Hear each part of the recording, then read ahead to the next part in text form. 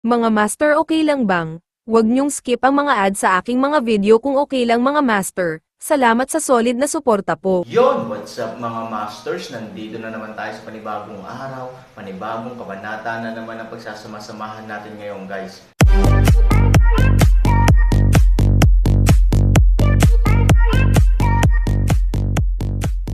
Bali mga masters, kung bago ka pa lang po sa aking YouTube channel, please click the subscribe button, lalong-lalo na po yung notification bell guys, para maging connected pa rin tayo sa isa't isa at maging updated kayo sa mga susunod ko pang video.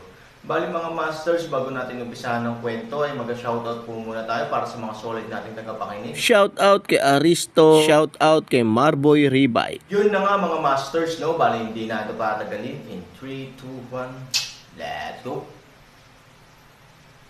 Kung ang isang tao ay masaya, ang isang tao ay dapat na malungkot o galit, lalo na sa ganitong estado ng paghaharap sa panahon ng digmaan. Hindi bababasa, kumpara sa nakaka-relax na kapaligiran ni Han Sanchen, ang karamihang nakaitim ay sama-samang tahimik. Sa kampo ng Noda, isang grupo ng mga tao ang nakaupo roon nang walang sinasabi. Ang espesyal na sugo at ang 6 na kasamahan na lumahok sa digmaan ay lalo pang ibinaba ang kanilang mga ulo sa oras na ito, na nakakaramdam ng labis na kahihiyan. Sa labanan ngayong gabi, ilang sundalo at kabayo ang natalo natin. Sa pagitan ng mga harapan, sa tuktok ng pangunahing bulwagan, ang mga matatanda ay nakaupo roon, ang kanilang mga boses ay hindi mabigat, ngunit sila ay naglalagay pa rin ng hindi nakikitang presyon sa lahat ng naruroon. Pero ganito ang mga matatanda, nakakaintindi rin. Kung tutusin, dinala nila ang napakaraming tao at nakakuha sila ng napakalaking bentahe. Bilang resulta, ang unang labanan ay nilalaro ng iba, at ang pangalawang labanan ay nagtapos muli sa isang mapaminsalang pagkatalo. Huwag sabihin na ang mga matatanda ay galit, kahit na hindi sila galit, sila mismo ay nakakaramdam ng labis na kahihiyan. Magsalita ka, nagtaas ng boses ang matanda. Sa pag-uulat sa mga matatanda, 30,000 sundalo at kabayo ang nawala sa labanang ito. Kabilang sa mga ito, humigit kumulang 10,000 ang namatay mula sa ganting atake ni Han Sanchen, at humigit kumulang 20,000 ang namatay mula sa pagguho ng lupa sa larangan ng digmaan. 30,000 tao ang natalo sa labanan, nakakatakot ba? Para sa isang hukbo na 1.8 milyon, ito ay isang patak lamang sa balde, hindi kakilakilabot. Gayunpaman, kung ihahambing mo ang pinsala sa labanan ng kalaban at ang bilang ng mga tao ng paalang, ito ay sapat na nakakatakot. Mayroon lamang isang kaaway, at higit sa 30,000 sa kanila ang nasugatan. Ito ay walang kinalaman sa iba pang mga bagay, at ito ay ganap na hindi mabata sa mga tuntunin ng mukha at dignidad. Elder, sa pagkakataong ito ay ang pagpapabiil sa tungkulin ng nasasakupan at hindi wastong utos ang naging sanhi ng mga casualty, mangyaring parusahan siya. Ang espesyal na sugo ay nag-alinlangan sandali, ngunit sa wakas ay tumayo. Sa anumang kaso, siya ang namumuno sa labanang ito, kaya ang kabiguan ng labanan ay natural na ang kanyang pinakamalaking responsibilidad. Sama-sama kaming lumahok sa labanan sa bagay na ito, at nabigo kaming pigilan ng husto si Han Sanchen. Kahit na may mga kasalukuyang resulta, handa kaming parusahan ng magkasama. Sabay-sabay ding lumuhad ang 6 pang kasamahan. Nang makita ito, ang espesyal na sugo ay nagmamadaling nagsabi, Elder, ang bagay na ito ay wala sa kanila.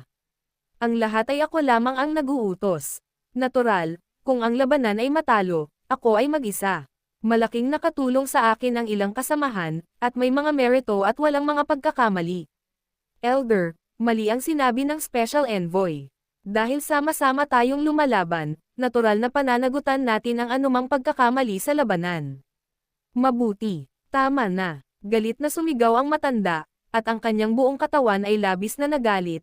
Talagang pinag-aawayan mo ako hanggang kamatayan, ano ang problema sa iyong sinasabi at sinasabi ko? 7 tao ang pinagalitan at pinatahimik ng sama-sama.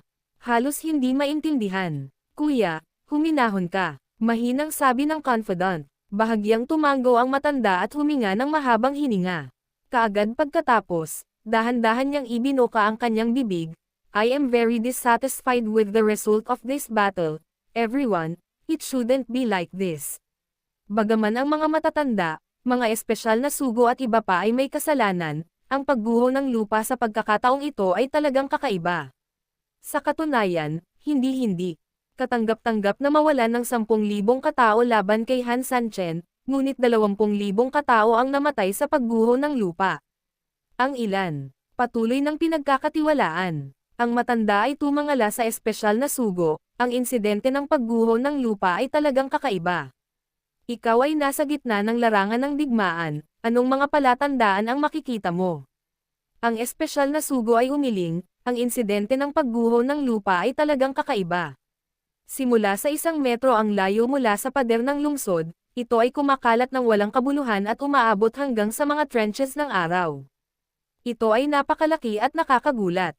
Kung hindi sila lumikas sa lalong madaling panahon, mas maraming tao ang mahuhulog sa pagguho ng lupa, at ang mga nasawi ay natural na mas malaki kaysa dito. To be honest, parang natural disaster ang subordinate na ito. Kung tutuusin, kung artificial na hamupa ang lupa, kailangan munang hamkag ang lupa, at pagkatapos ay lalabas ang epekto. Pero alam mo rin na imposibleng magkaroon ng napakaraming oras si Han Sanchen. Maraming mga kamay na kayang gawin ito, lalo na kapag ito ay nasa ilalim ng ating mga ilong. Elder, ang mga salita ng espesyal na sugo ay talagang makatwiran. Gayunpaman, sa totoo lang, ang bagay na ito ay tila isang natural na sakuna, ngunit sa katunayan, kapag pinag-isipan mong mabuti, tila walang tama. I also have this feeling. The main reason is that this incident is too coincidental. It is really far-fetched to explain it only by natural disasters. Sumasang-ayon din ako. Mas kilala natin ang terrain ng Yetian City kaysa sa iba. Napakatigas ng lupa sa ilalim. Paano ito madaling gumuho? Tumanggaw din ang matanda, sumasang-ayon ako sa iyo, ngunit ang problema, kung ito ay ginawa ng isang tao, nais kong itanong, sino ang gumawa nito? Oo, sino ang gumawa nito? Alam nila kung gaano karaming mga manggagawa ang mayroon sa Yetian City. Batay sa kalkulasyon ng lahat ng mga manggagawa sa Yetian City, at ang kombinasyon ng ating panahon ng pagkubkob, walang problema para sa kanila na gumawa ng mga maliliit na kuta, ngunit imposibleng makamit ang malalaking pagguho ng lupa. At, nasa ilalim pa ng ilong natin. Hindi isang mahirap na problema ang palihim na gumawa ng mga kuta nang hindi natutuklasan ng mga ito, ngunit ang problema ay isang malaking problema ang paggawa ng malalaking kuta nang hindi nila napapansin. Ibang-iba ito sa isang taong naghuhukay ng lagusan sa ilalim ng iyong mga paa at isang grupo ng mga taong gumagawa ng engineering sa ilalim ng iyong mga paa. May reinforcements kaya sila, sinabi ng matanda, ang mga sundalo lamang ang maaaring maging napakahusay. Ngunit matanda, kahit ang mga taong ito ay nangangailangan ng napakalaking bilang. Magpatrol man tayo sa panloob o panlabas na linya, wala tayong nakitang anumang abnormalidad. Saan nakuha ni Han Sanchen ang kanyang hukbo? Huwag kalimutan, noong kalabanan tayo ni Han Sanchen noong unang araw, kung paanong ang kanyang regiment ng kabalyerya ay lumitaw sa manipis na hangin at pagkatapos ay nawala sa manipis na hangin. May nagpaalala, sa isang salita, biglang tumahimik ang grupo ng mga tao.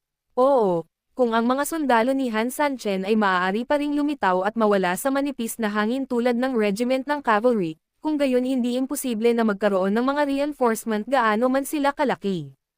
Kung iniisip ito, mukhang handa na ang sagot. Mukhang minaliit natin si Han Sanchen. O kaya, pinaglalaroan niya tayo mula umpisa hanggang dulo. Kung ito ang kaso, ang taong ito ay talagang walang awa. Sa madaling salita, siya ay palaging gumagamit ng isang maliit na bilang ng mga tropa o itinalagang tropa upang labanan laban sa amin, para lamang makipaglaro sa amin sa pinakakritikal na sandali. Sa pagkakataong ito, masasabing hindi ito malupit, talagang pinipigilan niya ang kanyang hininga. Sa loob ng maraming araw, umaasa sa maliit na puwersang iyon upang harapin kami, hindi siya natatakot na mapuksan ang aming buong hukbo kung hindi siya mag-iingat. Tama, kung matalo siya sa laban, lahat ng mga pakana at pakana niya ay walang laman na usapan. Hanggang sa puntong ito, medyo pabaya na kami. Kung alam namin ito kanina pa kami naglunsad ng matinding pag-atake. Paano tayo magkakaroon ngayon? Nang sabihin ito ng isang grupo ng mga tao, bawat isa sa kanila ay hindi maiwasang makaramdam ng kaunting panghihinayang. Paano hindi nakakainis na nawala ang kanilang pinakamahusay na manlalaban at natalo pa para dito? Ikanaway pa rin ng Elder ang kanyang kamay at malamig na ngumiti, siya ay napakatalino. Alam niyang magdadala siya sa atin ng isang deterrent, kaya ang unang labanan ay dapat maging maingat, hinawakan niya ang aming psikolohiya, at nakipaglaro sa amin. Sa katunayan, si Han Sanchen ang nanalo sa taya. Lola, nakakainis talaga, kuya, ano ang susunod nating gagawin? Ano ang susunod nating gagawin? Ngumiti ang matanda at tumingin sa karamihan, ano ang iyong opinyon? Ayon sa akin, mayroon tayong napakalaking bentahe na hindi tayo maaaring maging mahiyain sa kanya. Bagamat maaari tayong tumayo sa isang ganap na taas para sa pagiging mahinhin, talagang nag-aalala ako kung palaging ginagamit ito ni Han Sanchen upang atakehin tayo ng walang kabuluhan. Ang ating kalamangan ay unti-unting maaalis niya, at sa oras na iyon. Sa sandaling lumabas ang mga salitang ito, maraming tao ang nag-isip sandali at paulit-ulit na tumango. Tama, ang pahayag na ito ay may katwiran. Seryoso akong naghihinala na pagkatapos ng mahabang labanan na ito, ang tunay na paraan ng pakikipaglaban ni Han Sanchen ay ang hakbang na ito. Kung titingnang mabuti ang opens iba ng kalaban sa pagkakataong ito, posible talaga. Kung tutuusin, mula sa simula hanggang sa huli, nilabanan kami ni Han Sanchen na parang may pinipiga, binibigyan ito ng kaunti. Kung gayon, hindi ba't ang layunin niya ay para ganun lang? Talaga, Elder, ngayong natuklasan na ang card ni Han Sanchen, iniisip ko rin na talagang hindi na natin kailangang ipagpatuloy ang naunang plano, at dapat natin itong ayusin kaagad. Hindi ito itinanggi ng matanda, ni Tumango.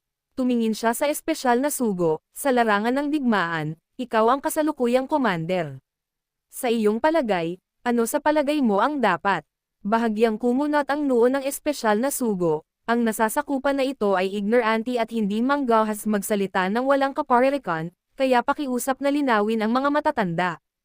Umiling ang matanda, hindi naman kailangang ganito. Ngayong malaya nang nagsasalita ang lahat at nangangalap ng mga ideya, ang kailangan ko ay mga opinyon, hindi ang iyong mga papuri. Bahagyang tumango ang espesyal na sugo, naiintindihan ng subordinate na ito. Pero kung gusto mong sundin ang opinyon ng subordinate, iba ang pananaw ng subordinate. Sabi mo, naniniwala ang mga nasasakupan na mas dapat tayong magpigil ng hininga sa oras na ito. Napakasimple ng dahilan. Malaki ang posibilidad na sinadya ito ni Han Sanchen. Kapag dumating na tayo sa puntong hindi na tayo makahinga, tiyak na maglulunsad tayo ng pangkalahatang pag-atake. Mas gusto kong maniwala na baka marami pang ambush si Han Sanchen na naghihintay sa atin. Pareho pa rin ang pangungusap. Nasa ating mga kamay ang ganap na kalamangan. Hindi natin kailangang maiinip dahil sa kaunting pakinabang o pagkawala. Kung ganoon, lalakad na lang tayo sa ambush circle ni Han Sanchen. Alam kong hindi ka sang-ayon sa opinyon ko, pero gusto kitang tanungin ulit, kung gusto tayo ni Han Sanchen na manalo, ano ang maaasahan? Nya, sumagot ang matanda, isang kakaibang galaw. Tama ang matanda, si Han Sanchen, na lubos na dahado, ay may isang posibilidad lamang na manalo, at iyon ay isang kakaibang galaw. At hanggat tayo ay matatag, sa tingin ko, gaano kahanga-hanga ang kakaibang galaw ni Han Sanchen. Sa madaling salita, ang mga gustong pabulaanan siya ay agad na itinikom ang kanilang mga bibig, at ang mga salita ng espesyal na sugo ay talagang makatwiran, mapusok, madaling magkamali. At kung magkamali ka, madali para sa isang tao na samantalahin ang pagkakataon na bugbugin ka. Malinaw, kailangan ni Han Sanchen ang ganitong uri ng pagkakataon. Ngunit hindi nila ito maibibigay. Ang mga salita ng espesyal na sugo ay may katuturan. Gayunpaman, ang pagiging matatag ay hindi nangangahulugan na walang gagawin. Ang lupa ay gumuho, ngunit ang ating pag-atake ay kailangan pa ring magpatuloy. Lahat, paano tayo susunod na lalaban? Nagmamadaling sinabi ng espesyal na sugo, sa pag-uulat sa matanda, nagpadala ako ng mga tao upang imbestigahan ang paghupa. Kasabay nito, simula bukas, mabilis na ayusin ng mga tropa ang paghupa. Ibig sabihin, sususpindihin natin ang pag-atake natin bukas. Sabi ng matanda, bagamat natatakot na sumagot ang espesyal na sugo, sa wakas ay tumango siya ng buong tatag, sa labanan ngayon, ang lupa ay gumuho ng husto, at ang mga tropa ay hindi na makaatake, at kung isa sa alang-alang na kapag binalikan natin ang lubak, tiyak na pipigilan ito ni Han Sanchen, kaya tinatansya ko na maaari nating punuin ang kuweba sa isang araw bukas. Nag-isip sandali ang matanda, kung gayon, gawin mo ang gusto mo. By the way, Elder, ngayon lang nag-check ang mga especially iya. Inilipat na ni Han Sanchen ang defensive force ng isang city defense sa harapan. Ang hula ko ay sasalakayin nila tayo bukas kapag nag-backfill lang tayo. Dapat ba nating hayaang salakayin tayo ng mga tao doon? Attack their city defenses. Tanong ng envoy. Natatakot ka bang madaya? Sabi ng matanda. Tumanggo ang espesyal na sugo. Totoo iyon, at narinig ko na ang mga depensa sa kabilang panig ay binawi na rin, ngunit hanggang ngayon, wala tayong bakas ng mga taong ito, kaya, patungkol sa balitang ito. Ibig sabihin na withdraw na lahat ng tatlong depensa ng lungsod. Kumunat ang noo ng matanda. Sa kasalukuyan, ang isang panig ay tiyak, at ang iba pang dalawang panig ay hindi nang ahas na sabihin ang 100%. Ano ba talaga ang gustong gawin nitong Han Sanchen? Hindi ka panipaniwala ang pakiramdam ng matanda. Medyo naguguluhan siya sa inasal ni Han Sanchen, at hindi niya alam kung ano ang malalim na kahulugan ng lalaking ito. Posible bang alam ni Han Sanchen na kulang ang kanyang mga tropa, at hindi sapat na magtipon-tipon para pigilan tayo bukas, kaya, mas makapangyarihan ang tatlong panig na hukbo. Kung gayon bakit kahayagang umaatres sa isang tabi, ngunit lihim na umaatres sa magkabilang panig? Madaling intindihin. Ang pag-withdraw sa lahat ng tatlong panig ay hindi katulad ng pagsasabi sa atin, air defense ba ang kanilang lungsod? Ngunit ang isang liwanag at dalawang kadiliman ay ganap na magkaiba. Maaaring tayo ay natatakot sa kanilang kadiliman, o ang kanilang kadiliman ay hindi ang tunay na pag-alis ay isang ambush o kung ano, bilang tugon sa ating biglaang pag-atake. Paulit-ulit na tumanggo ang lahat sa sinabi nitong taong ito, makatwiran nga. Nagdesisyon din ang espesyal na sugo, Elder, ano man ang mangyari, binawi nila ang bahagi ng mga depensa ng lungsod. Iminumungkahi ko na salakayin ng tatlong partido ang Yetian City bukas. Sa ganitong paraan, madali nating madidisintegrate ang tatlong linya ng depensa sa kabilang panig, at kasabay nito, tiyak na makakalikha tayo ng sapat na espasyo at makaakit ng sapat na lakas ng putok para. Sa hukbong pumupuno sa harapan, ang matanda ay tumango, kahit anong mga trick ang kanilang gawin. Ang kanilang maliit na bilang ng mga tao ay hindi sapat upang labanan tayo, at maaari nilang salakayin tayo sa isang buong paraan, kinuha ng espesyal na sugo ang utos. Oo, okay.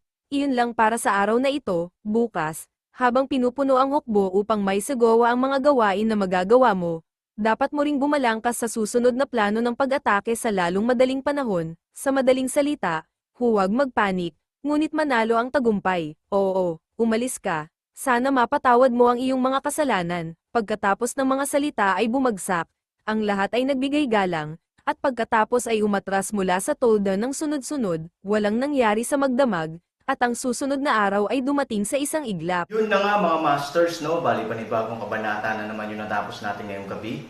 Muli, maraming salamat po talaga sa walang sawang suporta po sa aking YouTube channel na talagang inaabangan nyo po ang bawat upload ko po.